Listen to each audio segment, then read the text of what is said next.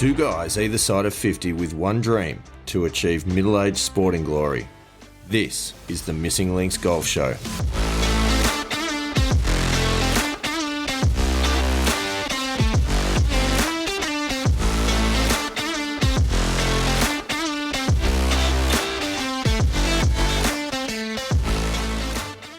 Andy Walker, welcome back to the Missing Links Golf Show. This is a very, very exciting episode. Yes, it is. I feel like this is one of the episodes I've been looking forward to for quite a while, because it's again we've had a few times where it's taken a little while to lead up to an episode, and I feel like this has been one of them. Very much looking forward to it. Yep, it has. We've got a special guest going to join us this evening. This is a guest that we've been chasing for quite some time. As a matter of fact, it's been a guest that we have referenced in many, many episodes. We could have cut together a montage of the number of times that we have talked about author, coach, mental game guru, podcaster himself as well. The great man Jon Sherman, who's going to join us this evening. Yes, and look, we've covered it before that this is, his book, The Four Foundations of Golf, is where I started my pilgrimage. I was going to say journey, but it's a pilgrimage into where I am now, into this phase. So yeah, really looking forward to diving into some of the content of the Four Foundations of Golf, as well as his latest book, The Foundations of Winning Golf. I think sort of going together, those two books are a really good foundation for. That was just so beautifully done, Andy Walker. Man of many talents. Takes me back to, I think it was even episode 1, maybe episode 2. When you described or explained the missing links as the links that are missing. Yep. Yeah. So eloquently put. It's beautiful. Oh, look, it's my strength. It's nice. It's nice. Anyway, we digress somewhat because, we're not going to spend too much time talking about it before we get him on. We're going to welcome him onto the show in just a moment. But it is very, very exciting because we reached out to Jon, I would say close to 6 months ago, around about the time when he was in the process of launching his book, The Foundations of Winning Golf, which is his second book, as you rightly mentioned. And at that time, he was a very busy man and wasn't able to join us immediately, which is not overly surprising. But he did say, give me a shout in a couple of months and we'll make a time. And he was good to his word. So very excited to get him on the show. I'm very excited to ask a lot of questions about expectations, acceptance, dealing with everything that golf throws at you. Yes. So, Andy Walker, why don't we get to it? Let's do it. All right. We'll see you on the other side, pilgrims. Jon Sherman, welcome to the Missing Links Golf Show. So excited to have you joining us. Thanks for having me on. Fair warning to the listeners. It's just after 7 here, so finishing up my morning cup of coffee. If I'm not fully coherent, this is a bit early for me podcasting, but we're on opposite ends of the world. So let's see what happens here. Yeah, this is a battle we usually fight. Yeah.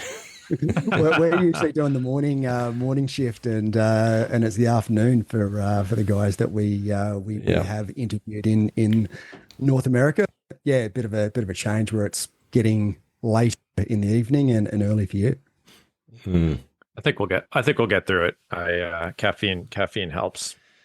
Caffeine does amazing things. I think if I remember when we had actually someone that you would know, Sasho McKenzie from the Stack System, we did an interview with him some months ago, and I think Andy Walker, if I remember correctly, we were getting up at something like 5:30 in the morning to do that interview, because that's the only time that we could get him. So we appreciate you taking one for the team, Jon, and being the guy to get out of bed early and letting us do it in the evening.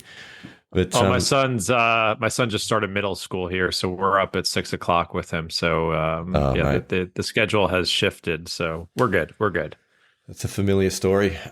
Look, we know who you are. Andy and I absolutely know who you are. We have read both of your books. We are avid listeners to your podcast series that you do with Adam. But I think let's assume that our pilgrims, our listeners, may not know who you are, because strangely enough, we have some listeners that aren't even golfers, but just get into the story about life and parenting. But assuming that they don't know who you are, that they've come from the moon, you take the floor for your elevator pitch for your, the 5-minute story of who is Jon Sherman, what's he all about, and why on earth have we invited him to come onto this fantastic podcast? Thank you for having me on, and thanks for all the mentions on the show. Yeah, I'm a golfer just like you guys. So I got the idea almost 10 years ago now that I had a journey through the game that started as a kid who loved it and started competing and felt like I didn't really reach my potential, had a lot of struggles in golf, and I had great times playing when I was growing up, but then I kind of went through an unfortunate period of my life where I just didn't have a great relationship with golf. And I started to fix that later on in life when I turned 30 and had my first kid. And I felt that, well, what if I start writing about my perspective as someone who is kind of figuring the game out? And I had looked across the online golf world at that point. This was 2015. And I just felt that everything had always been about the golf swing, which rightly so. The golf swing is very important. And all game improvement content was about the golf swing. And of course, there were some mental books here and there that had gotten popular, but there wasn't really anything else on how to play the game. And I felt, well, what if I just start communicating from a golfer's perspective and writing about these other topics that I feel are important? So I wrote about that on my website, Practical Golf, for many, many, many years. I wrote hundreds of articles. I don't think a lot of people were paying attention for a long time. I just kind of did it because I enjoyed it. And if a few people read the articles, then I was happy. And eventually that writing kind of turned into, I guess, a philosophy and 4 topics, which eventually became my book, The 4 Foundations of Golf. And that's expectation management, strategy or course management, how to practice effectively, and my version of the mental game. And when I released the book about 2.5 years ago, I think that when I put it all in one place, that I guess elevated what people thought of my advice and thought it was getting cooler. And other coaches have started doing the same. So yeah, it's been a fun journey. I've put a lot of content out online. We have our podcast, The Sweet Spot, the 2 books now, the Foundations of Winning Golf just came out. So yeah, long story short, I'm a player coach. I'm not a swing instructor. I help people from a golfer's perspective. I felt that angle was missing, and that's what I do. I try and relay all the stuff that I'm struggling with. A lot of what I write are reminders to myself and stuff that I'm still struggling with. And whether you're a 20 handicap or a touring professional, I think a lot of other golfers see themselves in it and get some nuggets on how to improve their game, and more importantly, how to enjoy the game more. How's that? It's yeah, look, I think that expectation management, that first one that you mentioned, I know that's something that I've really struggled with. Well, for a long time. When I was playing to become a professional, I thought I should be going out and playing great every single time I competed. But then, sort of in the last 5 years, when I've been coming back into the game, I still feel like I should be playing. Well, certainly when I started, I felt like I should be playing back when I was practicing playing sort of 4 to 6 hours a day. So reading your book, that was sort of the start of my journey into sort of the modern game, I guess, and really thinking about that expectation management and also just the enjoyment of the game. It's such an important topic, I think, that for most, or for the average golfer. Yeah, I think the expectation management, it's anyone who reads my book, most of the feedback is that first section is what sets the table for people making a change in their golf game. And fortunately, a lot of people have written me that, I'm enjoying golf again, and that's obviously music to my ears because I struggled with that myself, and I still hold myself accountable to that. But yeah, I find that the path of least resistance in golf is to be hard on yourself and let your results dictate dictate your enjoyment level.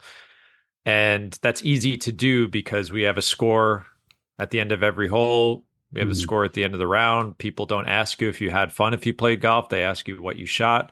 And I think the game draws people who are competitive and like to measure themselves by numbers to it. That's why I was drawn to it. So we're all kind of fighting this battle on letting the results dictate our enjoyment level. And of course, we all want to play well and shoot our lowest scores. But I've found that if you can figure out a way to take the game for what it is and enjoy that, that's a prerequisite for the golfer who wants to get better. I find that if you truly want to get better at this game and lower your handicap, it's much easier when you're more forgiving of yourself, more patient with yourself, and you're placing your emphasis on things that are more within your control rather than the variability of scoring. And that enjoyment, that fun, that passion for the game, I believe makes it easier to shoot lower scores in the end. It's a really good point. The expectation thing and the acceptance point, which I'm sure we'll talk a bit more about in greater detail, but the expectation point, I remember having a couple of conversations shortly after I had read your first book, The Four Foundations, and sort of had one of many epiphanies during the reading of that book. I was out on the course with one of my mates, and he was talking about expectations, and he was sort of playing mid to low teens handicap at the time, and not practicing as much as he wanted to, not playing as often as he wanted to. And his comment was, "Oh, I just need to lower my expectations. I shouldn't expect to shoot my handicap. I should just be happy with 15 or 20 over par and just change my expectations." But what I took out of the chapter in the book that was referring to expectation management, actually, it wasn't so much just about the score. It was about the outcome of each shot and talking about, really understanding if I'm 150 meters out in the fairway, what is a good shot? Should I be expecting to hit it to 3 feet? Should I be, obviously not. Should I be expecting to hit the green, or should I be actually just celebrating the fact that I've put it somewhere around the green and given myself a makeable chip and a chance for an up and down? And I thought that reframed things really well. And it also really helped when you link it into the last chapter around course management, about the decision making based on honest expectations of the shot that you might actually be able to play. I don't know if I've explained that brilliantly, so I'd probably rather hear it in your words, but that was a takeout for me. Yeah, I think most people, again, the reason I want to share all this information is because no one sits golfers down when they first take up the game and explain this stuff. It's about, when you take up the game, they're going to talk about your grip, your posture, your alignment, and all that stuff, which is very helpful. I'm not against all that information, but no one typically explains to you how to conduct yourself on the golf course and how to react to shots.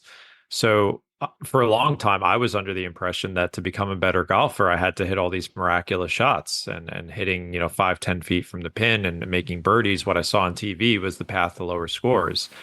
And with that, and my friends, we would just be angry at ourselves all the time because we were measuring ourselves against a standard that doesn't even exist. I have a chapter in the book that even goes to PGA Tour players and shows that the broadcasts we see aren't very realistic for even how they play. So I think when we have a basic understanding of what reasonable outcomes are for our skill level and our handicap level, we then start to unwind these reactions. So as you said, if you had a mid iron from the middle of the fairway and you hit it to 40 feet on the green, or you left yourself a very straightforward chip or pitch shot, some golfers might scoff at that and get angry at themselves, or they hit a wedge from 80 yards to 20 feet and they're like, "Oh, that was a terrible shot." That instant reaction then carries itself over to the putt or the next tee shot, and they build on one another. So if you can start having more appropriate reactions, you're kind of on a longer mental leash. You're not as desperate or angry at yourself for something that you shouldn't even be angry at yourself. And more importantly, as you said, that leads into strategic decisions as well. You start picking smarter targets because you understand what better shots are. And the path to lower scores for a lot of golfers is more bogeys and less doubles and triples, and peppering in those stress-free pars. So I'm trying to rewire our brains on what lower scoring actually looks like, because our perception of it is usually quite different. And when you don't get those balanced correctly, you go out on the course perpetually disappointed. You don't have fun. You pick bad targets, and generally you shoot higher scores. So they're all linked together. It's definitely been something which has helped me drop a few shots. So I do enjoy having the opportunity to personally say thank you. So that's been Great. very, very That's useful. Wonderful to hear. The other thing that you talk a little bit about in some of the podcast episodes that I've listened to is the fighting the war against double bogeys, which is a nice phrase. I have to admit, previous round, I started double bogey, bogey, double bogey on my first 3 holes, and after the second one, I was feeling like I'd let you down because I was losing the war against double bogeys at that point. We pulled it together myself at times. We pulled it together. It was okay after that, but I guess I'm interested just to delve into that a little bit. Like, what are some of the really solid tips and tricks for winning that war?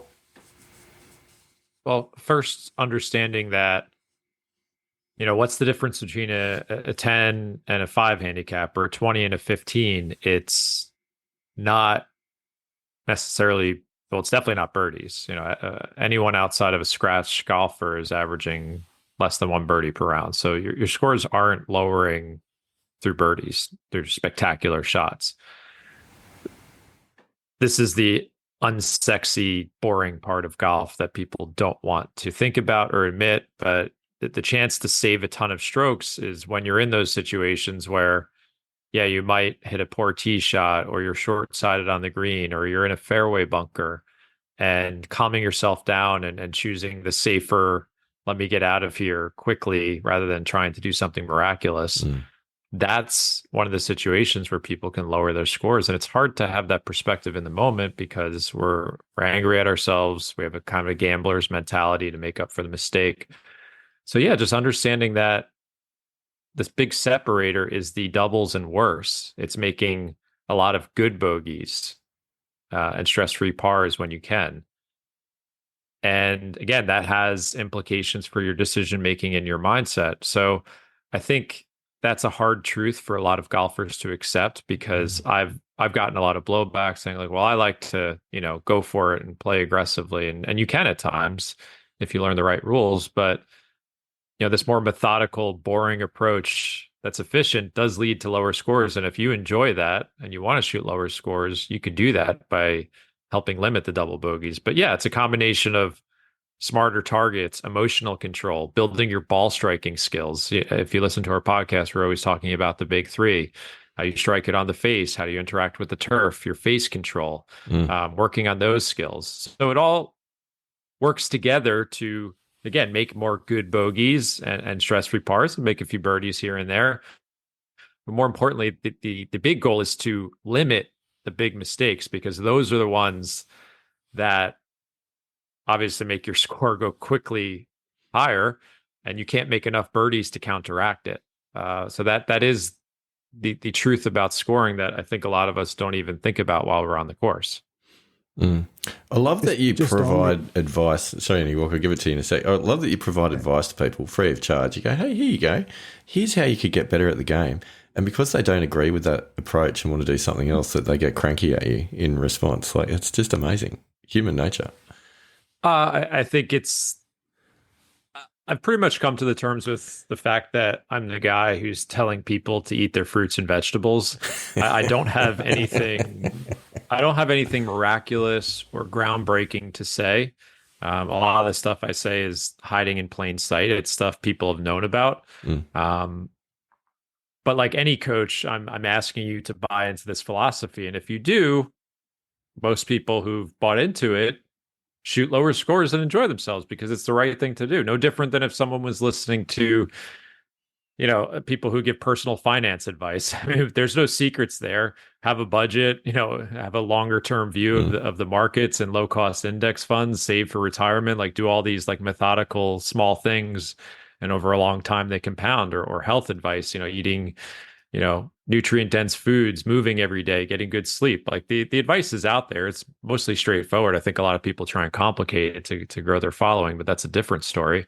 But I'm just collecting all of this, good advice and trying to give it to you in a package. And that's why I said earlier, when I put it in the book, that's when people started listening to me more.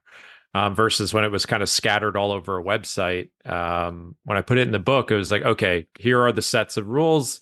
I can adopt some of these and I should see good results. But of course, it's golf and anything could happen.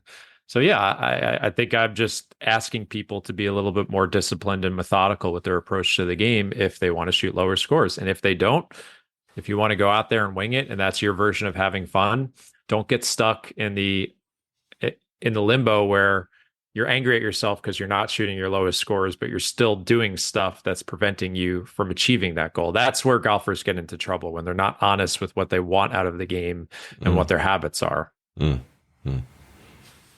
well, I mean, talking about the war on double bogeys, I did play a couple of days ago in a stroke event, and I had a 9 on a par 5. Which is actually the second week in a row that I've had a 9 on a par 5. So I'm actually fighting the war against quadruple bogeys at the moment, which I think is a different conversation. But what I really like and what's really helped me on that subject is I was one who, say, when I hit it off the tee into the trees, I would always go for the low percentage hero shot.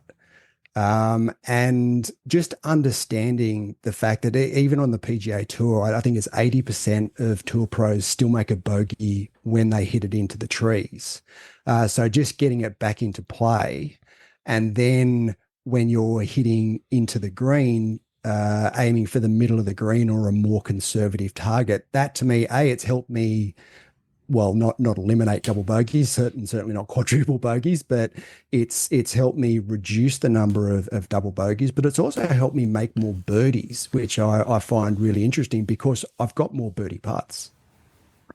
Yeah, I think for the more skilled player, as you get better at ball striking and keeping your tee ball in play and giving yourself a chance to hit greens, it essentially, like, the highest level of golf is, most traditional statistics in golf don't really paint a clear picture on your scoring, like fairways hit or putts per round. But greens in regulation, I often tell people, yeah, that's pretty much your scoring potential. So if you want to shoot your lowest scores, you need to build your game around hitting more greens in regulation. And that's, driving it well and just wearing out greens, which for a lot of people, that's not firing at a tuck pin. That's just saying, how can I take the easy way out here and get the ball on the putting surface? Because your opportunity to post a lower score will increase dramatically at that point. Again, it's doing simple things over and over again. But the challenge of golf is, in the moment, we're so distracted. When you're on the course, everyone knows this. Your thoughts are going faster. You've got playing partners. You have the expectations of your score. If you're competing against other people, you're worrying about them. So all of a sudden, in the heat of battle, it's harder to do all these things. And that's why I'm obsessed with making things simple on the golf course and giving people a simple set of rules that they can adhere to no matter what happens. And yes, that could lead to a lot of, or a skilled ball striker, that actually could lead to sometimes 3, 4, 5 birdies around where they're like, man, I didn't do anything spectacular. I just hit a bunch of solid, tee shots and iron shots. A few putts rolled in, and wow, it didn't feel like it was anything special. It just kind of happened, rather than like they were doing something very aggressive and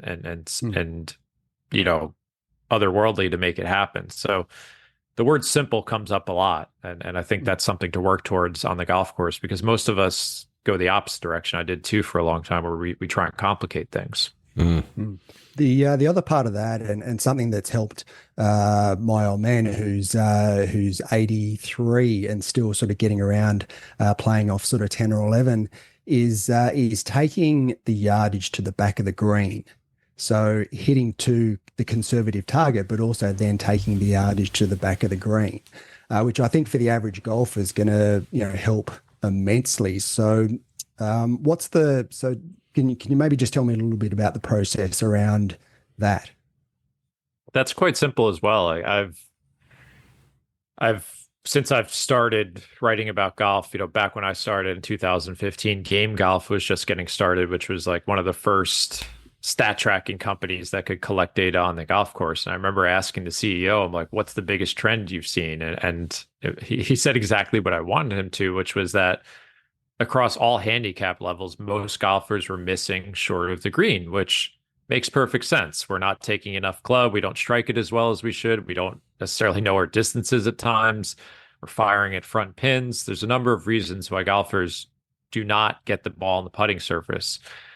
And for most skill levels, yeah, taking more club, which I often encourage people to play with a GPS watch. If you could take a number somewhere between the middle and the back yardage, depending on how the hole is. I understand some golf courses have out of bounds behind the hole, but for the most part, golf course architects know where golfers miss it. Most of the trouble's on the front of the green. There's usually bunkers there. And again, most golfers are like, I'm so worried about hitting it over the green. Are you worried about hitting your irons too well, like flushing it? And again, most golfers don't do that. Even the pros don't do that.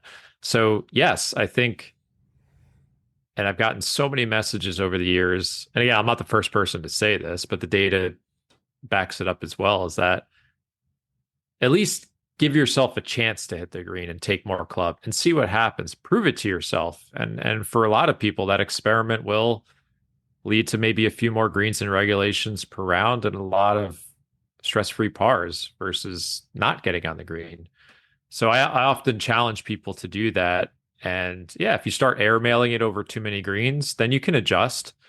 But I think for the typical golfer, just giving themselves a little more cushion to get the ball on the putting surface can lead to lower scores. It's not complicated. It's just a matter of having that discipline in the round where, oh, you see that front left pin and maybe you're playing well and you're like, oh, I got to make a birdie here to keep it going. And you start playing to that front number and all of a sudden your dispersion starts shifting before the hole versus after it.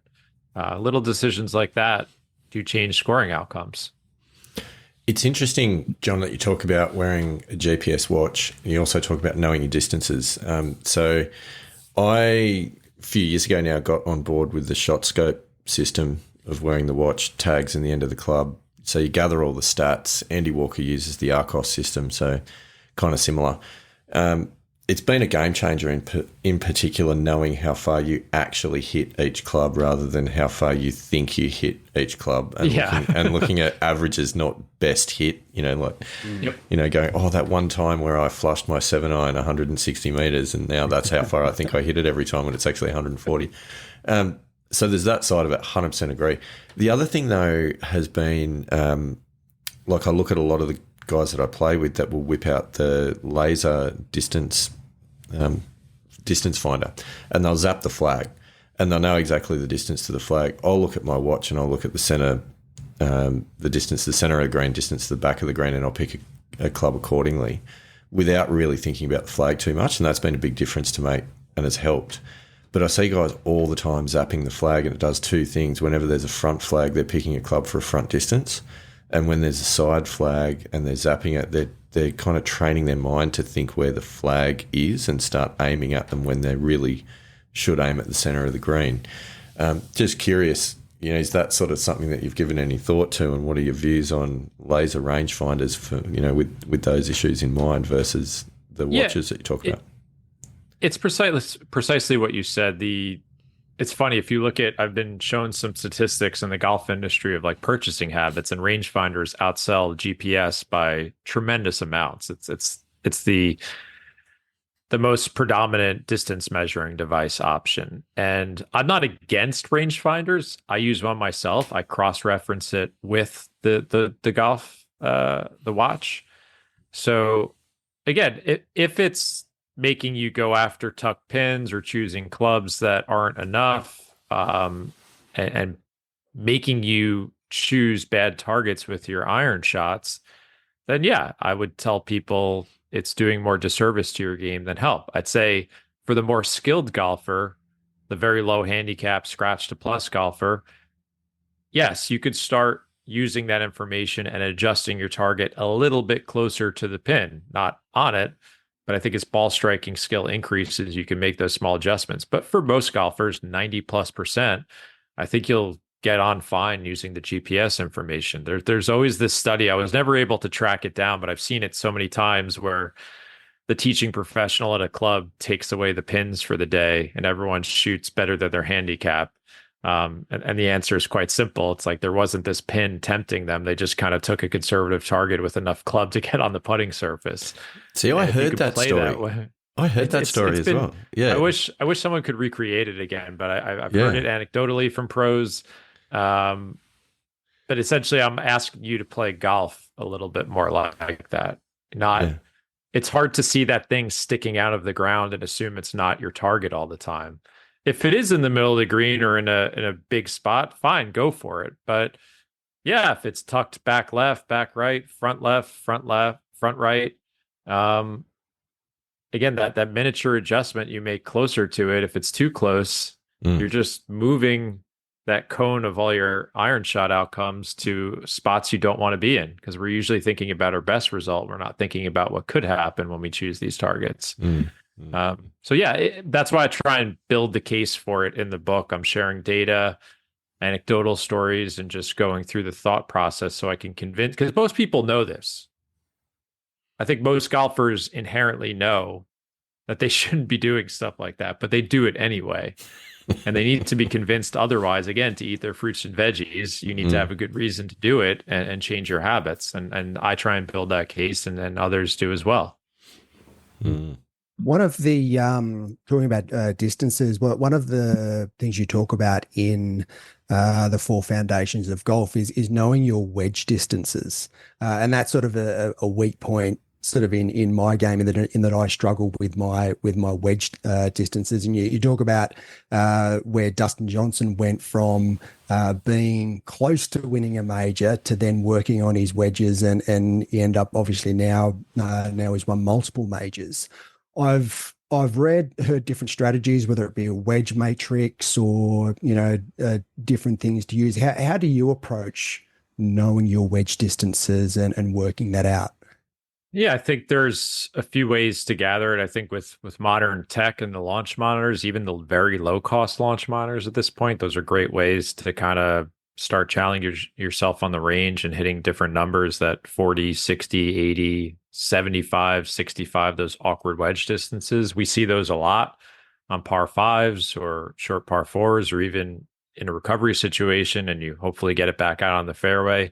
So golfers are going to be faced with these shots a lot, and I want you to feel comfortable enough that you can get the ball on the putting surface. And wedge play, these finesse shots, is mostly a contest of distance control. It's not directional. So as we get closer to the green, our left to right dispersion, because of just the physics and geometry of the golf club, left and right is not as big of an issue. It's more of a north-south question.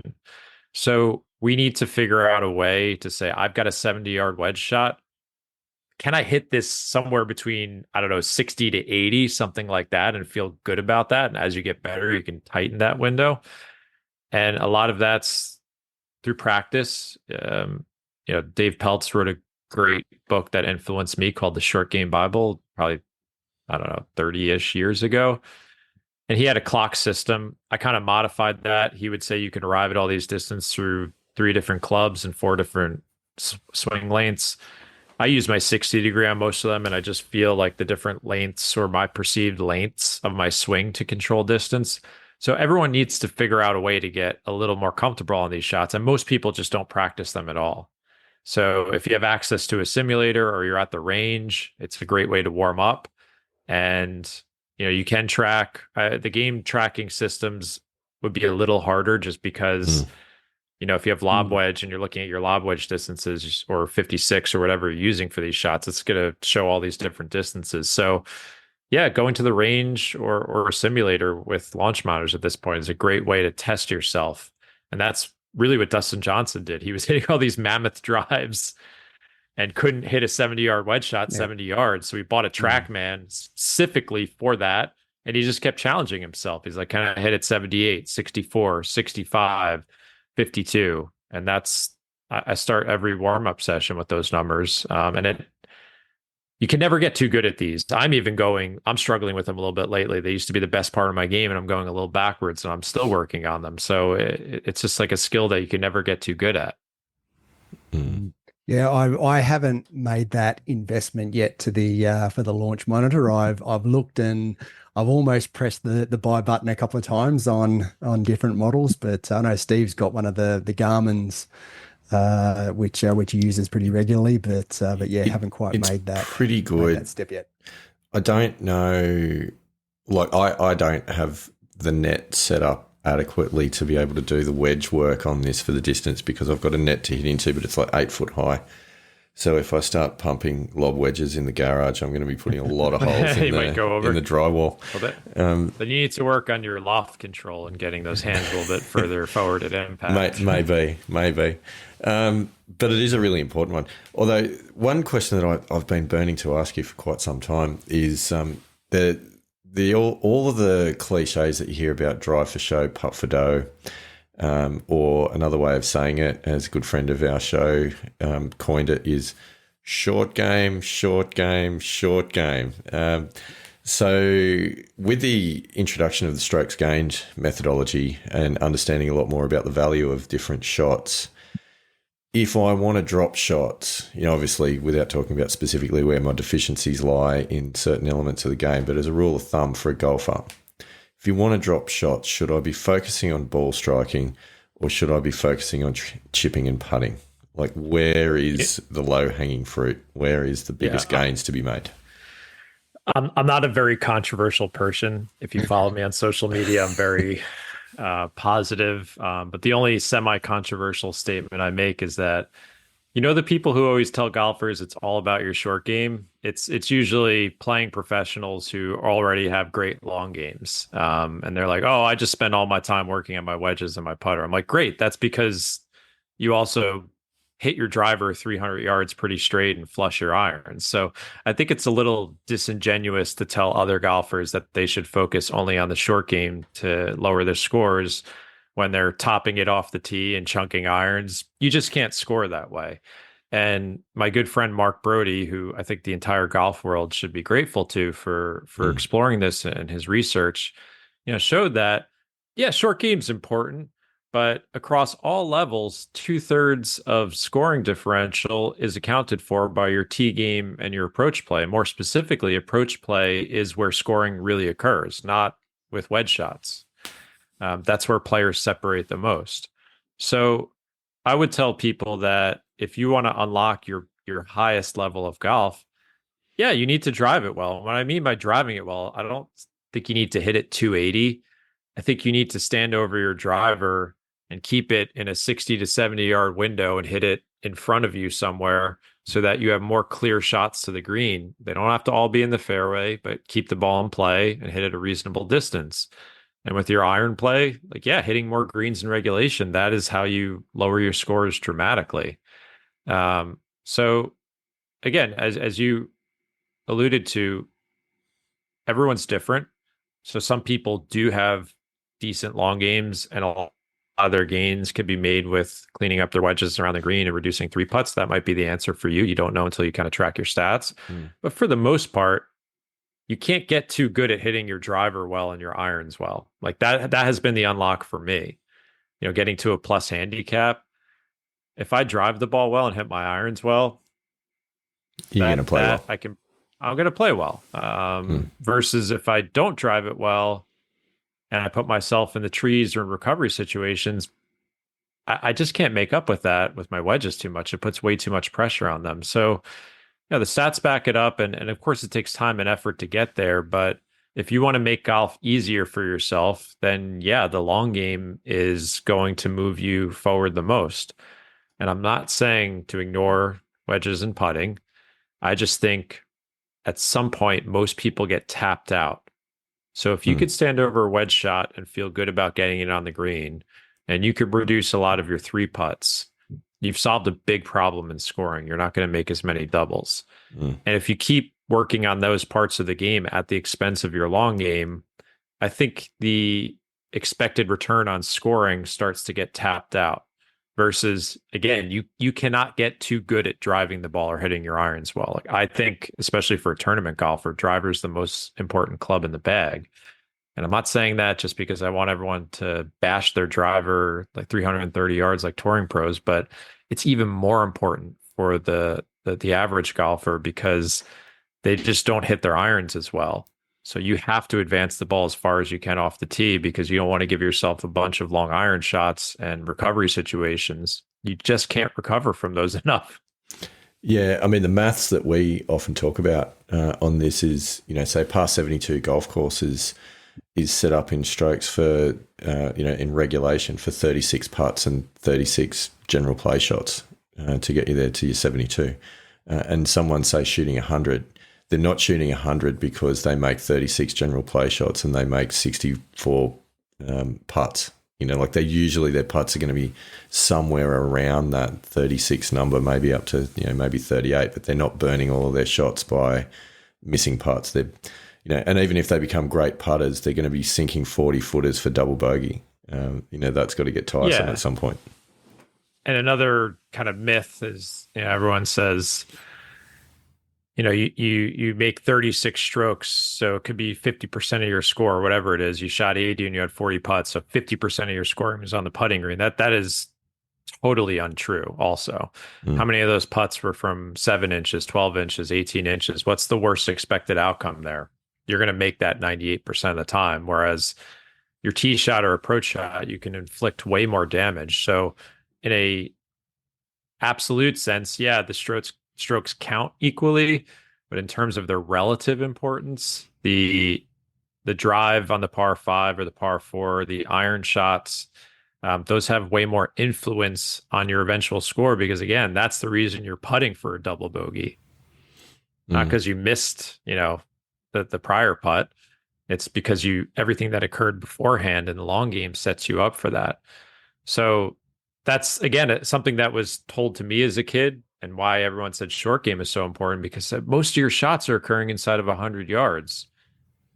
That might be true, but they don't have the same influence as the longer shots. That's a good way of putting it. So, yeah. And there's so many ways you can put this, but again, if you want to shoot your lowest scores, the needle is going to move the most with your tee and approach game. And again, not to diminish the short game's importance. It is important, but you do have to look at your own game, and you can use, Arcos, Shot Scope, many of the other shot tracking systems, and you can get a look at where the boat is leaking the most water. And for some, the good news, it might be 3-putting, and you can clean that up with some speed control work or getting better at green reading. That would be great news. Because I think those are all within people's control more versus, it's a harder nut to crack hitting your driver well and your irons well. Like that's longer term, more time commitment. And some people don't have the time to do that, and they have to be okay with that as well. That's where the expectation management comes in. I realize not everyone has 5 hours a week to practice and play twice a week. So we have to be honest with how much time we can increase these ball striking skills. And if we can't, understand that, it's going to be hard to move from a 15 handicap to a 5. Talking about practice, one of my favorite sort of subjects, in that I've always been a very big practicer on the range. But the difference between and when I practice, I've mainly done block practice. That's sort of been my sort of bread and butter. But so do you talk about the block practice versus random practice? Can you maybe give me a little bit of a understanding as to what you should be focusing on when you're on the range? I'm all for having intention and collecting feedback when you practice. So the one thing I hope people get out of the book, and I'll give it away for free all the time, is that the number one thing I get asked is, why am I hitting it so well on the range and not on the golf course? I even have had that question from one of the best golfers in the world. Frustrated by that. And so that disconnect will always exist because the range is a consequence-free environment. You don't have the same meaning on each shot. But how do we get better at practice? I think whether you are doing repetitive practice, which would be hitting, 10 or 15 7-irons in a row or wedges in a row, can you take a step back and establish your target? Can you have an intention on the shot? Can you go through some type of routine that you would on the golf course? When you hit the shot, can you absorb feedback? How did I strike it on the face? How was my ground contact to the best of your ability on a mat? Where did the ball start in relation to my target? How did it curve through the air? What was the trajectory? So you're absorbing all this feedback, going back and kind of trying to make adjustments. That to me would be a more productive way to practice in a repetitive / blocked format. I do it myself. I think, and there's been some research to show this, is if you start randomizing things as well, choosing different clubs, choosing different targets, it kind of resets your brain a bit more and puts you in a situation that would be closer to the golf course, so that it forces you to go through changing targets and resetting rather than just hitting. The one thing I'm trying to prevent against is what I did for a really long time, which was these zombie range sessions, I refer to them as, where you're just raking through every shot. You're going into a groove that wouldn't exist on the golf course. Eventually you figure something out on that 20th 7-iron, you flush it and you're like, oh, I'm good. And then you go to the golf course and you don't hit it like that. And you're like, oh, well, that was... So that's why a lot of golfers practice and don't get better, is because they're not doing it properly. They're not engaging themselves. They're not challenging themselves. And there's another option out there with, playing performance games and randomizing, or some of the skill-based drills that I talk about in the book. And certainly my podcast co-host Adam Young has, where you're challenging yourself to strike different parts of the face. You're focusing on ground contact exclusively. Can I start the ball to the right of my target, to the left of my target, working on face control? Can I hit a big sweeping draw? Can I hit a big sweeping slice? Not that I want you to do that on the golf course, but that's working on changing your path. So these are all skills that we need on the golf course, because as we know, you get out there and you're pulling all your tee shots or you're chunking all your iron shots, and you say, well, how do I fix this? If you practiced that way and worked on those skills in practice, you would know how to open the face open a little bit more. You would know how to move the strike away from the heel closer to the center. And anyone who listens to our show hears us just blast that point home on every episode, because you can never get too good at these things. So yeah, I think a lot of golfers practice the wrong way and they set themselves up for disappointment on the golf course, because there's this version of them that exists on the range that they cannot recreate on the course. And you're just endlessly frustrated by that. Yeah, it's a good point. I'm interested listening to you talk about doing, say deliberately hitting sweeping hooks or big curving slices and those sorts of things. And I get the point around, learning how your swing path and your face control and those types of things influence the ball flight. But in your mind, like you hear a lot of people talking about, to get really good at golf, you've got to get good at shaping shots. You've got to move it both ways. You've got to have all these shots in your arsenal. Then there's another school of thought that says just play one shape, get good at one thing. Which side of that fence do you sit on? So I'm mostly an advocate for the average player. I do coach a PGA Tour player, and he has a similar philosophy on that. Keep it simple. I think there's examples of, players at the highest level like Xander Schauffele and Scheffler who, they could work the ball in both directions and change trajectory. I think that's a separate conversation. So I think for the quote unquote average player, who again is most golfers, we're pretty average. Yeah. I'm asking people to work towards simplicity. So my formula would be I would love for you to explore all those shots in practice to help develop face control and awareness of what the club is doing. So you kind of get outside of the box to make your box better. And if that's a nice little fade or a tight draw, and you can make that shot better, that's what I love people to work towards. So I'm definitely in the camp of keeping it simple, not feeling like you need 7 different shots on the course. I'd prefer you to get really good at 1 or 2 things and hang your hat on that. And if you get so good at them and you could add something else, great, do it. And the metaphor I make in the book is that do you have diners in Australia that have like 100 different dishes? Like diners are huge in America. I don't know if they're as big as okay. So I don't want you to be, you show up to the diner and it's like, wow, I could get 37 different breakfast items or 50 different, lunch things. And you're like, wow, I've got this like thick book of things to choose from. I don't know what I want. And I'm not confident that whatever chef is back there could cook all of these quite well because there's just so many. And I think a lot of golfers approach the game like that. They assume that to shoot their lowest scores, they need to fade it to a back right pin because, maybe Jack Nicklaus said that 40 years ago and have a low punch shot into the wind and all these flop shots and low runners with your wedges. And my belief is that if you could be the restaurant that only has 3 or 4 or 5 dishes and you cook them really well and people know when they order them, they're going to get the same quality for the most part. Like that's what you want to aspire to as a golfer. So I'm on camp simple.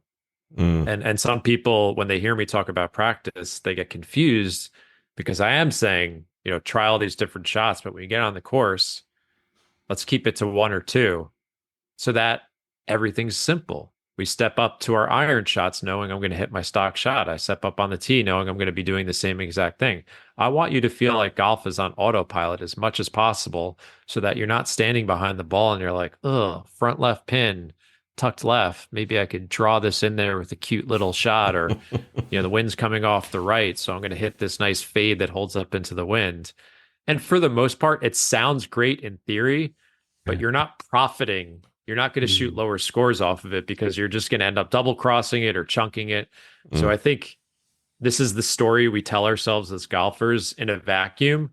But when we're on the course, simple is usually better because it reduces those big mistakes. You might hit that spectacular fade that holds up against the wind 1 out of 10 times, but for every other time you totally pull hook it and miss the green by 40 yards to the left, well, now you've erased all those gains from that one shot. So that's why I believe going towards simple and what's comfortable as best you can will lead to lower scores for most. But yeah, at the highest level of the game, that might be a different story for some.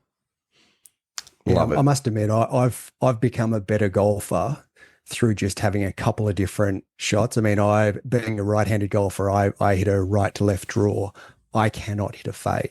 Like whenever I try and hit a fade, it always ends really, really badly. So for me, just hitting my stock standard draw, and if it's a bit windy, I can hit a nice little punch shot under the wind. That's pretty much it. That's what I work my game with, and I find that to be so much better than trying to manufacture all these different shots. Yeah, it just I think a question that I always keep asking myself, this is kind of how I live my life in general, is how can I make things easier on myself and less stressful and more comfortable? I just always have thought that way. And when I looked at golf, I was going in the opposite direction for so long. So yeah, I just want to make things comfortable and simple for myself. And I think that's a great way to play golf. It's more enjoyable. It's less mental fatigue. It leads to better decisions. That's what I try and do for everyone.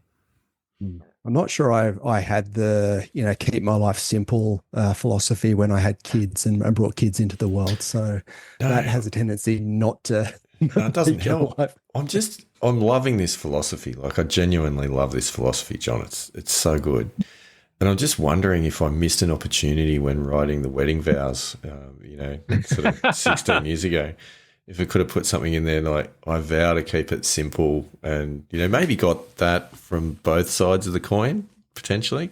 I think I get so much stress and mental fatigue from having too many options. And luckily I have my life partner's on the same page. Like when we were getting married, some people, they're like choosing between all these like venues and wedding photographers. We were like, no, we'll choose from 1 or 2 or 3, keep it simple.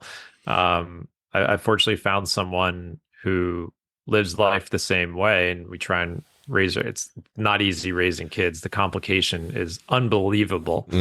But I think there's a great book I read a long time ago called The Paradox of Choice. I think it's still relevant probably even more relevant to this day because modern society gives us so many options. And it's just about that concept that life's harder when you feel like you have to choose between more things.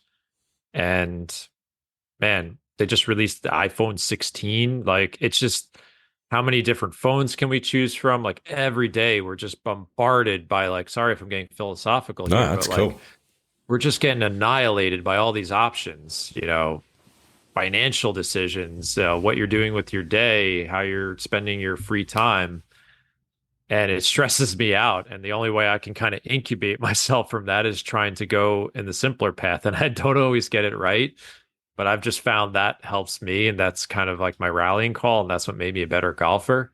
Um, so whether I'm playing match play or a stroke play tournament or whatever the situation, I try and have the same intentions over every shot. If it's on the 18th hole or the first hole, I'm just trying to do the same things over and over again and keep it simple. And that's, again, found me more joy and lower scores. And and just to be honest with everyone, like I still struggle with these things. I still struggle with Yeah. looking at the green, saying, man, I could, thread my wedge over into that little, because I've gotten better as a ball striker. And I'm saying, I could put it a little bit closer over there. And I have to remind myself to listen to my own advice at times. So I'm not perfect and I'm still struggling with this stuff myself. And I think that's what makes golf fascinating is you never truly solve it. It's like a battle against yourself. Yeah, for sure. You raised a kind of a bit of a point with that story, which has been something that's been a little bit, I think we mentioned at the beginning, a common thread in this show that a lot of people have resonated with, and that's the struggle for balance. Like we always talk about being super time poor. Like we've got all these goals, we've got these things we're trying to achieve, but we've also got a lot of obligations in life, particularly as as guys in embarking on sort of the middle-aged years. You've got career obligations, you've got family obligations, you've got all sorts of other things pulling you apart. But you still want to try and find time to live out those passions and get, in our case, better at golf, which is a very worthy pursuit, I might add. How do you balance it? Have you got a method, like how do you go about all those sorts of things? Because I know you face the same challenges we do, Yeah, I mean, I just started a golf business so that I could always make the excuse if I'm playing golf, it's for work. So why do you think we're doing this? Online. Like, honestly, why do you think we're doing this? I mean, on a serious note, I actually don't play as much golf as people would assume. Like I do, this is a business for me. I have a lot of things to do during the day to keep this business going. I don't think I play. I think if most people would assume like, oh, this guy must play like 100 to 200 times a year. I don't. I think I've logged like 42 or 43 rounds this year so far. Again, I live in a climate that I can't play. I live in New York, so my golf season doesn't really start till hopefully early to mid-April, and then it's wrapping up sometime in October or November. So we've got this 6 to 8 month window to play most of our golf. And yeah, I think the hard thing to do is if you're not the golfer who can play, I would say once a week is a good starting point. Like if you could practice once a week and play once a week, I think that's a good starting point for the golfer who can have enough time to gather feedback on the course, work on that in practice, and expect some type of improvement. But for me, like when I lived in New York City, I could only play like 10 or 12 times a year. It's just not enough time to be on the golf course and being comfortable and working on all the playing skills that I talk about. So that's where the expectation management part comes in. If you're not playing enough and practicing enough, and you still think that you're going to have these breakthroughs, the game's not going to be fun for you. And that's my number one goal for people. So there was a time in my life where I couldn't do a lot of those things. And I would just go out on the golf course. And eventually I was like, I don't really care what I shoot. I'm just out here to enjoy the day with my buddies. We're getting to see each other, getting to walk around this beautiful golf course. And if I shoot, a score on the higher end of my spectrum, fine. If it's on the lower score, that's exciting, obviously. And I kind of took that philosophy to when I play now. Like I'll give you an example. The other day, I played around and with a friend of mine, and it was he invited me to his golf club, and these two guys, I think one of them had read my book, and they're like, oh, this is going to be a great match with Jon, and he's a good golfer, and they're good golfers. I just didn't play well.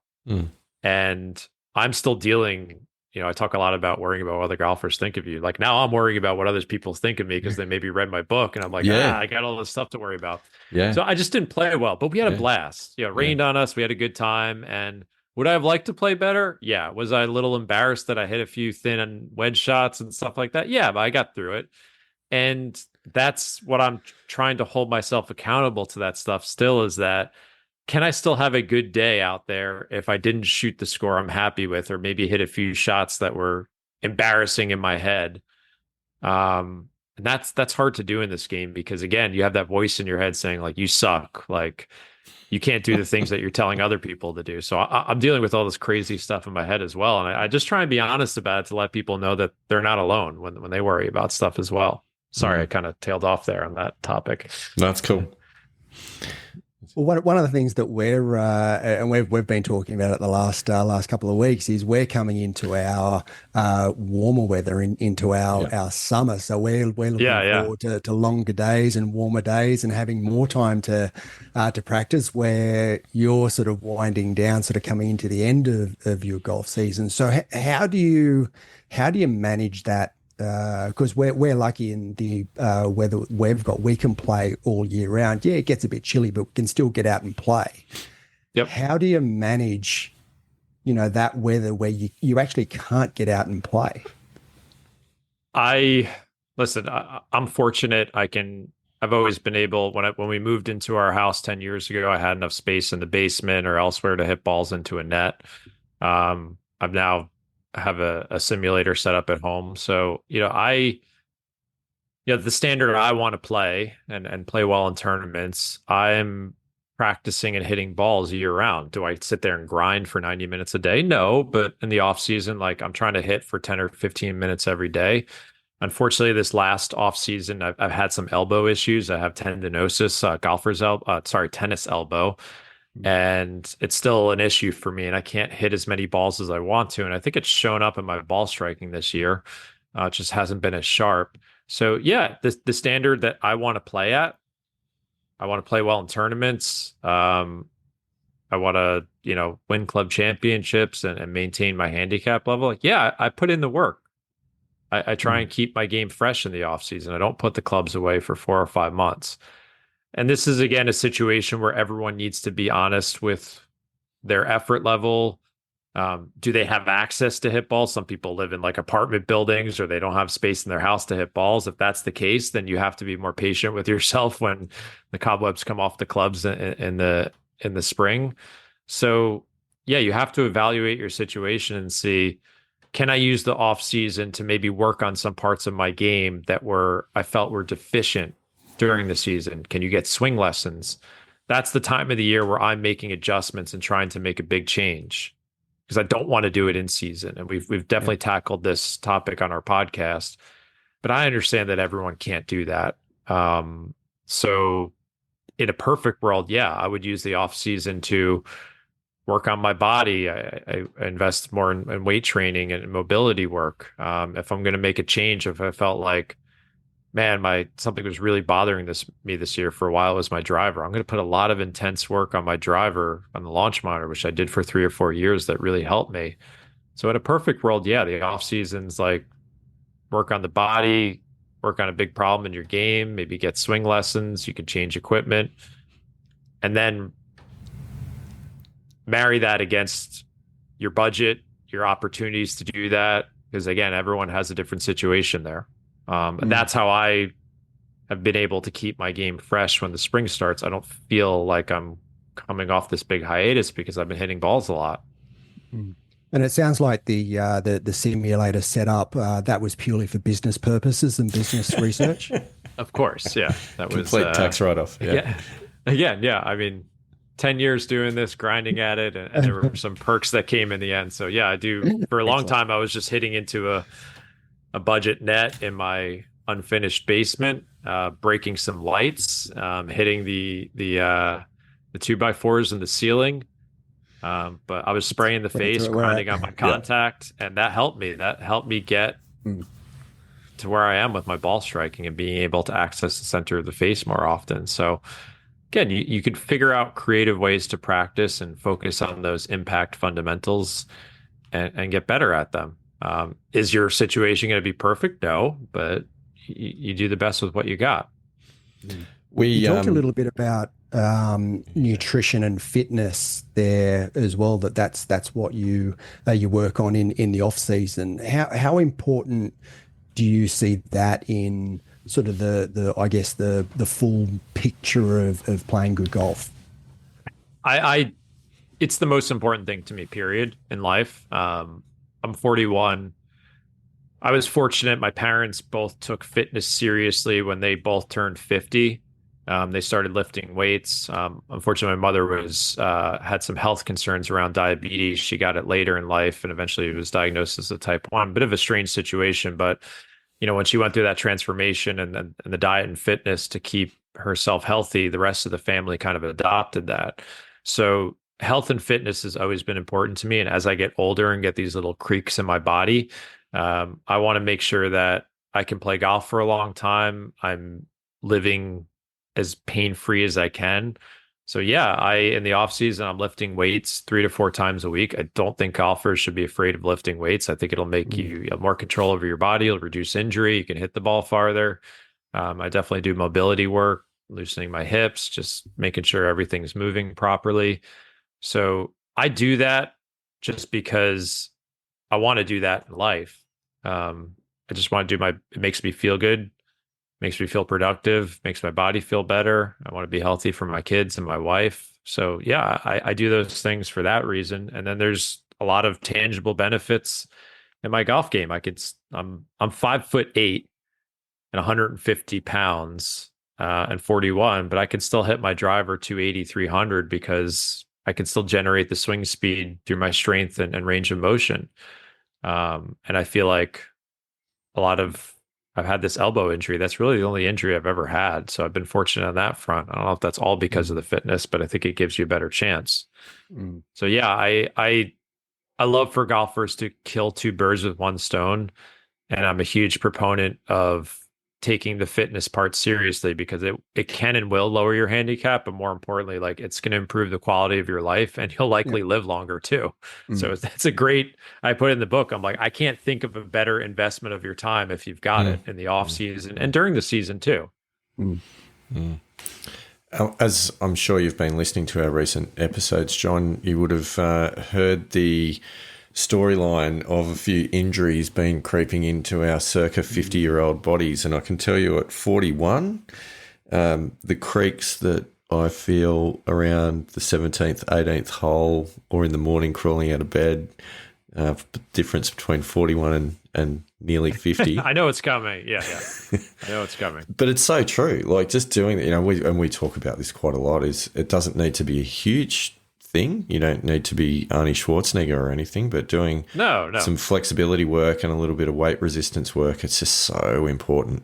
So important. There's no better investment in your time. If you lifted weights in some type of like miniature full body workout 3 times a week for 20 to 25 minutes and did that over a period of a year, your body will go through an incredible transformation. Or if you did 5 minutes of mobility work, like sometimes I get lazy with that. I'm now doing it with my son when he wakes up in the morning, like just doing some stuff on the hips, doing some lunges, some push-ups, some other movements.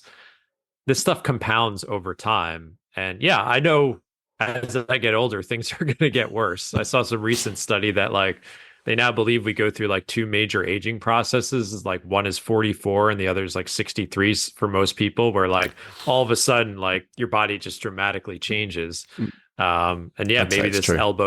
This elbow thing I'm dealing with is a sign of things to come. But I'll do my best to control what I can with the fitness work because I know it's going to make whatever process I go through a little less worse. Let's put it that way. Yeah. I mean, look, we both walk the course as well whenever we play. So walking's we're huge. Big proponents for that. Absolutely. I think walking is the number one thing you could do. I walk every day with my wife for 45 minutes. Good. It's a great habit in life. I'm mindful of time because we're keeping you longer than we promised, but I do have another little question that I need to ask you. And that is, we haven't touched on tournament play, John. You're a bit of an expert in this field. Not only do you play tournaments yourself, you coach a PGA Tour professional. So you've got to know something about getting it around in a tournament. We've got a few coming up. Andy Walker's in the midst of a few at the moment. I'm hoping to get into the New South Wales Country Championships in a month or so, which for me will be a bit of a big deal. We've teed it up in some tournaments. We're not complete novices, but if you were to say, this is what you need to do for success in tournament play. And I know this could be an episode on its own, but like, what's the highlights package? The nuts and bolts. Yeah. Here it is. So, he's the one you wrote earlier. Yeah, I'm a bit of a guinea pig, and I don't want people to think like I'm some tremendous tournament player that's winning all these tournaments. So I came as somewhat of a late bloomer and not very experienced and wasn't a great junior golfer to, I think over the last 10 years, I've become a fairly good mid-amateur player. I've played well over, I don't know, a couple hundred rounds under pressure with, counting every stroke and going through that process. I've been fortunate to play in a USGA event, a lot of great regional tournaments in my area, the New York metro area. We have a wonderful governing body called the Metropolitan Golf Association. We play a lot of big time tournaments. So I've gone through the process of learning and failing and succumbing to pressure, to getting more comfortable with it and still figuring that out and having moments on the course that are just dumbfounding and embarrassing and all that stuff. And I think for golfers who are starting to get into competitive golf or getting back into it after a long hiatus, they have to be open to all the things that are going to happen, because it's a much different environment than anyone can imagine. It looks the same, but you are totally different. And the hardest part is being open to, having blow up holes and posting a number that's way higher than your average score would be. And having a mindset that you're out there to learn in the beginning and experience these things and get more comfortable. Because what most people do is they let the results dictate how they feel about themselves, and they don't learn, and things just get worse. So I would tell most people that, competitive golf's not for everyone, and you could do small doses of it, match play with your buddies, club competitions, but we all have these fears of embarrassment, these vanity things, worrying about what others think of us on the golf course. And it's just so magnified in a competitive context, especially when you play in stroke play events. You feel like you're on an island out there, and you have to develop a mental process and a comfort level and an ability to withstand these moments where things are really going against you. And that comes only through experience. I had a buddy who messaged me, who I play a lot with in Scotland. He's a teaching professional, and his handicap's like a +3 or +4 now. It's really good. I just played with him for about 10 days, and his game is just really sharp. And if you played with him, you're like, wow, this guy's incredible. And he messaged me, he's like, I really don't play in many tournaments, but when I do, my game crumbles. And that just shows you, again, they're two different environments, and you have to respect them as such. And I try and outline what I think are best practices in the new book. And it's really geared towards, club level players, people trying to dip their toes in tournament golf. I'm fortunate that I've gotten to work with Mackenzie Hughes the last year plus, and hold him accountable to a lot of these habits when he's on the PGA Tour. He just got picked for the President's Cup team, which is a really big deal. Yeah, fantastic. Really exciting moment for him and a lot of the work we've done together. And it's funny, even at his level, he's struggling with a lot of the same things that we all do. He's just way better, and he's playing for a lot more money. We're just trying to get him to a place where he has a high level of acceptance. He's controlling his effort level. He's not getting down on himself, and he's kind of sticking within this small little bubble that we hold him accountable to. And it's hard. You never solve it. And I enjoy that challenge as poorly as I've felt in those moments at times. And that's a bit of a hard summary to do, but just understanding that it's a much different environment, and what you've done in your quote unquote normal rounds will not necessarily apply. You have to climb the same ladder you would have as reducing your handicap and being comfortable in a normal round of golf. Like, you have to go through that same process in a competitive context. Yeah, look, I mean, having read the Foundations of Winning Golf, there's a couple of sentences that you've got in there, which and I won't sort of read it verbatim, but it talks about that competitive golf is a personal growth and development sort of journey, and you're a better father and husband and person as a result of it, because all your fears are hiding in the trees and in the bunkers and all the rest. Like I read those few sentences and it was just like, wow, that just hits it the nail right on the head when it comes to competitive golf, because golf's a great game in and of itself, going out with your buddies and getting to know your playing partners and the rest, but then putting yourself into that environment of competitive golf, you're right, it's just completely different. Yeah, when you do hard things in life in general, like you put yourself through discomfort, you set these new reference points. So I believe that competitive golf can be a great, personal development journey in life.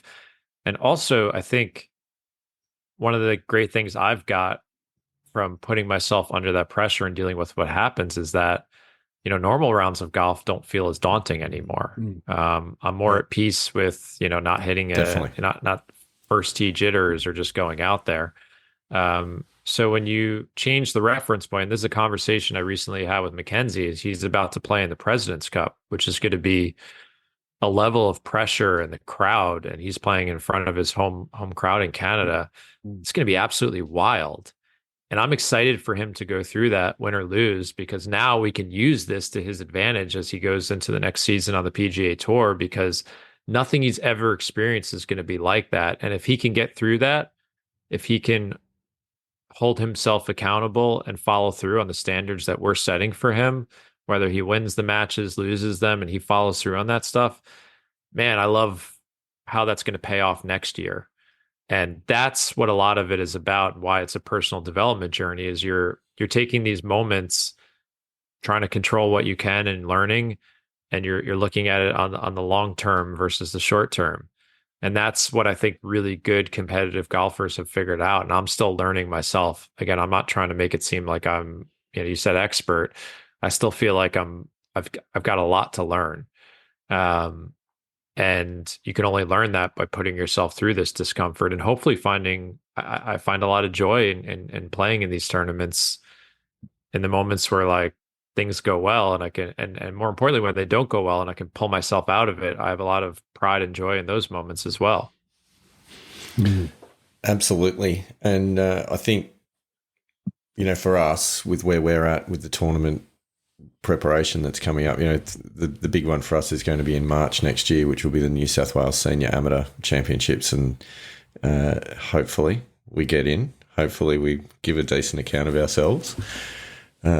I have to turn 50 first, John, to qualify. That's the thing that's holding me back. Fair. But I think that's amazing advice, and I'm mindful we've had you now for nearly an hour and a quarter, so we absolutely appreciate your time. I just feel like this is a conversation that could go on for days. So, we'd love to have you back on the show at some point in the future. I think the Pilgrims are going to love hearing the stories that you've had for us in this episode, and we thoroughly appreciate it. We will put all of the details of your book, your website, etc., in the show notes. But in your own words, where can people find you?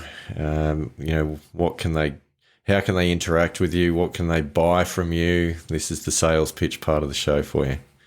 Sure. I mean, I try to be generous. I give a lot of information away for free. So I'm probably most active on, I still call it Twitter, but you can follow me there at Practical Golf. I think it's at practical.golf on Instagram.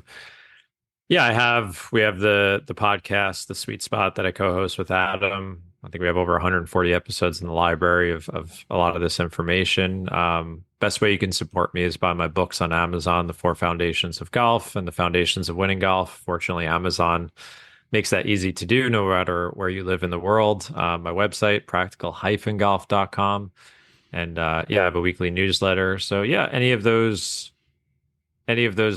sources, you can get some free stuff from me, and you can check out. I do have a website for the book, the four foundations of golf.com, and there's a video course on there. So yeah, I'm trying to put together all this information in a way that's easily digestible for players of all levels, and just know that the guy behind it is a golfer too, who I figured some stuff out, but I'm still figuring it out myself. And hopefully that resonates with people who interact with my content.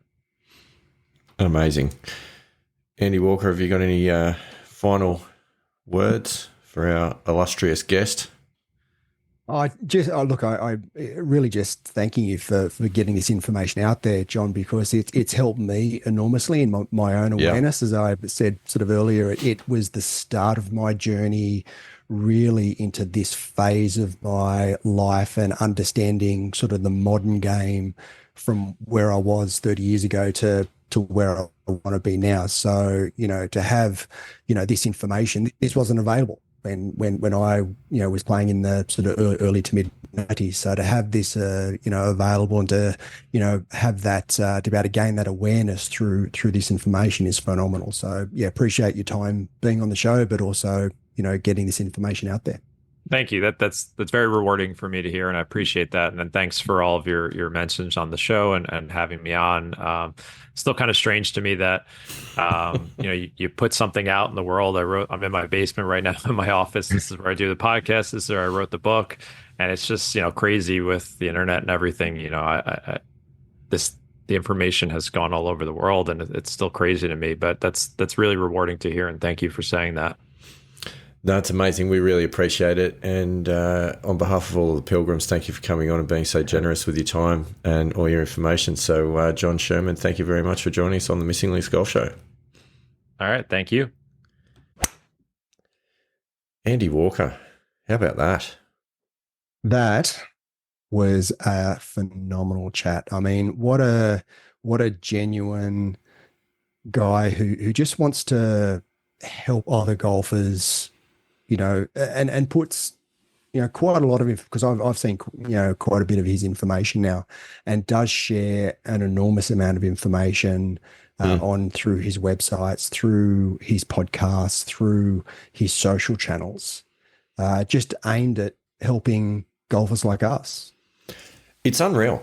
I mean, every time we have one of these fantastic guests on the show, I am blown away by the generosity of spirit that they are just so happy to share what is essentially their IP, hard-earned IP, and share it with us and all the Pilgrims free of charge, simply because they are nice people. I just feel like, I don't know if it's a golf thing, but I feel like maybe it is. There's just this absolute desire to help each other that you don't come across in many other pursuits. It's really cool.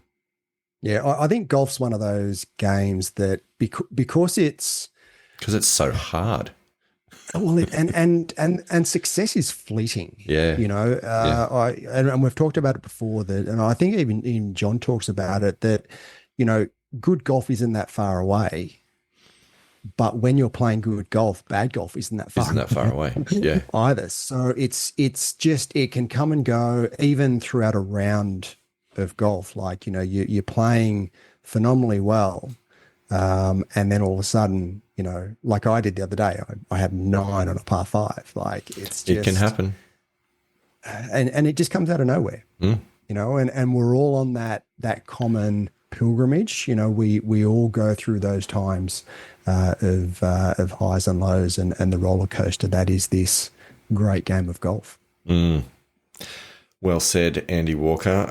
I think there's a lot to unpack in that interview. There was a lot of really, really good information. Good stuff about how to practice, great stuff about, obviously expectation management, course management. We didn't get too deep into the concepts of acceptance, which I know is one of Jon's, really big topics that he talks a lot about. But I feel like this is someone we're going to have to get back on the show in over the next 12 months, and probably unpack a few other concepts as well, because just such a wealth of knowledge. Super nice guy, very humble, but very generous. I reckon I reckon we need to encourage him to get out here to Australia to play golf. He did, and maybe he even did say that he might do that. a live interview where we all get together and do a pod together. How good would that be? That would be amazing after a round of golf that we all play, which I've got to admit I'd be a bit nervous playing golf in front of someone like Jon Sherman, but yeah, I can understand that. Me too. But that's cool. No, I loved it. That was a lot of fun. Really respect the 2 books that he's written. And I think, we both talked about it, the 4 Foundations of Golf, which was his first book. That I've said for a long time is probably one of the best golf books that has ever been written. So for sure. I think that's well worth the read for anyone that hasn't. Yeah, if any of the pilgrims hasn't got a copy of the 4 Foundations of Golf, just do yourself a favor. Go and get it. Absolutely. And just read it. It just gives you a whole new perspective on your own personal pilgrimage and your own personal engagement with the game of golf. It does.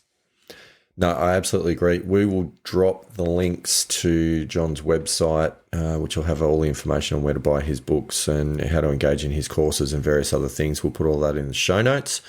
So feel free to click on the link. Obviously, also in the show notes is the opportunity to send us a text message, Andy Walker. People can do that. Okay. It'd be great to hear from the pilgrims. On that matter, I did not mention this at the in the opening, but there was some feedback that came from one of a well-known pilgrim. Let me just see if I can get this up right here. Lying by the seat of our pants now, aren't we? Yeah, we really are. This is champagne podcasting, ladies and gentlemen. But what was interesting is off the back of the previous episode about now 2 episodes ago, about the Glenmore seniors. Yes. Friend of the show, Sandy Wedge, jumped online and had a bit to say, as a matter of fact, Andy Walker. He said, I want to hear. He said, great episode, gents. Yeah. What a roller coaster of a round for Andy Walker. Although I must say that is a penalty shot every day of the week for mine. Seems more P. Reid than Sahith Theegala, in my opinion. Well, given that I actually did get a rules official who, has some skills and knowledge and expertise on the matter, rather than someone who has expertise in just fluff and alternative facts, then I think I'm pretty comfortable with what the end decision was. Given the sprays that you provide to Sandy Wedge, is there any surprise that he takes you to task like this? I feel like what he's insinuating with his remark about more P. Reid than Sahith Theegala is that similar to what you've done in this situation, P. Reid generally will get a rules official to come over and agree with him once he gives his version of events, and will then turn around and say, well, the rules official said it was fine, so it's fine. Well, the fact is that I was in the hazard by myself with no television cameras around. So anything could have happened. So I volunteered the information to my playing partners. Yeah. So is that really more P. Reid? They're not my words. They're not my words. They're Sandy's words. P. Reid would have just not mentioned anything. He probably would have taken the ball off the stick.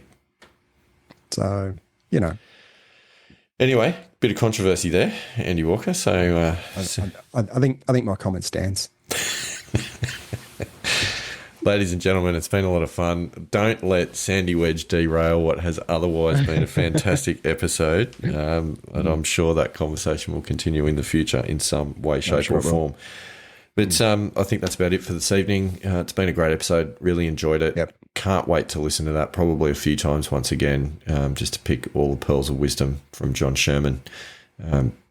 Great guy, great guest, and now officially 100%. A pilgrim. Friend of the show.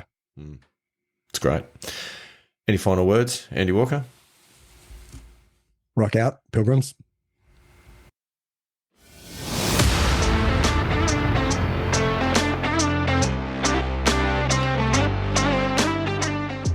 Thanks for listening to us today. We love hearing from our pilgrims, so please reach out to us through any of the links in the show notes. We know golf is hard, so we hope we can help you shoot better scores and inspire you to keep trying. Rock on, pilgrims.